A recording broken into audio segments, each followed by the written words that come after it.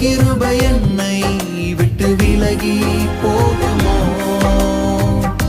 உம் சமூகம் என்னை விட்டு தூரம் போகுமோ?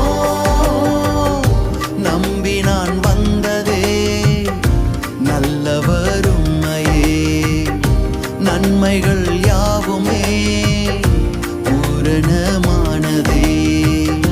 நம்பி நான் வந்ததே இயேசுவே உம்மையே, நன்மைகள் யாவுமே பூரணமான